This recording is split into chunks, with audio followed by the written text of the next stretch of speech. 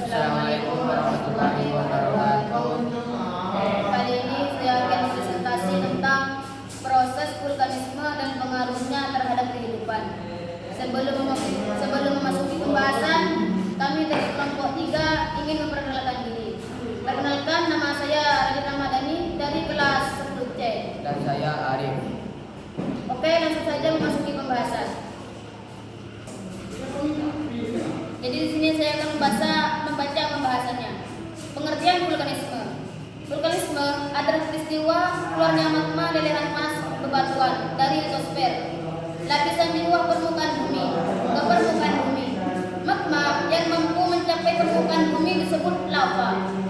Magma mampu meraih permukaan bumi karena suhu yang tinggi dan adanya sejumlah gas yang mampu mendorong magma untuk bergerak naik.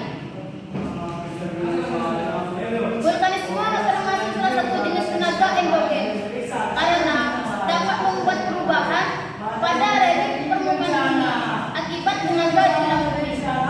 B. Macam-macam jenis-jenis vulkanisme. Jenis-jenis vulkanisme dapat dibedakan berdasarkan tempat terjadinya. Berdasarkan tempat terjadinya vulkanisme. B. Macam-macam jenis-jenis vulkanisme. Jenis-jenis vulkanisme dapat dibedakan berdasarkan tempat terjadinya. Berdasarkan tempat terjadinya vulkanisme, yaitu dibagi menjadi 3. Yang pertama, vulkanisme pada zona divergen. Vulkanisme pada zona ini merupakan keluarnya magma bersuhu tinggi secara meleleh tanpa letusan dahsyat. 2. Vulkanisme pada zona konvergen. Vulkanisme pada zona konvergen berupa letusan dahsyat yang mengeluarkan magma cair, kental, magma padat, dan gas. 3. Vulkanisme pada zona tengah. Vulkanisme pada zona tengah merupakan melelehnya magma tanpa letusan dahsyat. C. Gejala tanda-tanda vulkanisme. Gejala di luar perut bumi, gunung api yang sedang mengalami aktivitas, magma menimbulkan tanda-tanda yang dapat dilihat atau dirasakan manusia. Gejala tersebut diantaranya adalah A. Terjadinya gempa bumi. Gunung berapi yang sedang mengalami aktivitas magma sering menyebabkan benua vulkanik yang dapat dirasakan di sekitar gunung api. B. Turunnya hewan. Hewan mampu menyadari adanya vulkanisme. Mereka bisa turun secara berkelompok menghindari puncak gunung api. C. Keluarnya awan panas.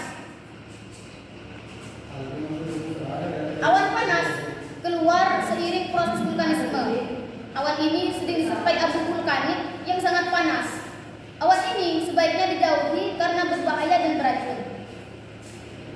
Selanjutnya, presentasi selanjutnya akan disampaikan oleh teman saya. Oke, di sini saya akan melanjutkan presentasi dari teman saya. 2. Gejala di dalam perut bumi. Selain di luar permukaan bumi, terdapat juga gejala di dalam permukaan bumi. Gejala tersebut diantaranya A. Dapur magma berbentuk di lapisan kulit bumi. B. Terjadi intrusi magma.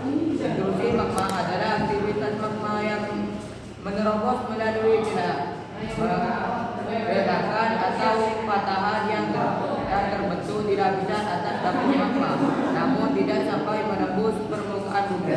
Hasil bentuk dari intrusi magma berupa 1.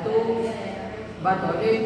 Batolit merupakan batuan beku dalam yang membeku di dekat atau di dalam dapur magma. 2. Lakolit. Lakolit adalah batuan beku dalam yang membeku di antaranya 2 lapisan litosfer. Bentuk asalnya datar dan bagian atasnya cembung. 3. Sil. Sil adalah batuan beku dalam yang membeku di antaranya 2 lapisan. Batuan ini berbentuk tipis dan lebar. 4. Dikes. Dikes adalah batuan beku dalam yang memotong lapisan litosfer. Batuan ini berbentuk miring atau tegak dan tipis. 5. Apifosa. Apifosa adalah batuan beku dalam yang berbentuk pada 6. Koro. Batuan beku koro adalah batuan beku yang membeku di pipa kawah Aceh. Terjadi ekstrusi magma. Ekstrusi magma adalah aktivitas magma yang mencapai permukaan bumi. Ekstrusi bisa menyebabkan terjadinya erupsi terbagi menjadi dua. Satu, erupsi eksplosif. Erupsi eksplosif adalah letusan luar biasa yang diakibatkan tekanan gas yang sangat kuat. Dua, erupsi efusif. Erupsi efusif adalah letusan karena tekanan gas magmatik yang tidak terlalu kuat sehingga magma akan keluar dari permukaan. Ekstrusi magma tidak hanya terjadi di dataran namun juga di lautan. Oleh karena itu, gunung berapi juga terdapat di dalam lautan. Secara umum, ekstrusi magma terbagi menjadi 3. Satu, ekstrusi linier. Ekstrusi linier terjadi apabila magma keluar melalui celah-celah retakan atau patah menjadi sehingga membentuk daratan gunung berapi. B. Ekstrusi harian. Ekstrusi harian terjadi apabila magma dekat dengan permukaan bumi sehingga magma keluar dan meleleh di beberapa tempat di area tertentu. C. Ekstrusi sentral. Ekstrusi sentral terjadi apabila magma keluar melalui sebuah lubang dan membentuk gunung-gunung yang terpisah. 3. Gejala pasca erupsi. Gejala ini terjadi setelah aktivitas vulkanik di dalam gunung api berhenti. Terima kasih. Oke, sekian dari kelompok saya. Jika ada salahnya mohon maaf.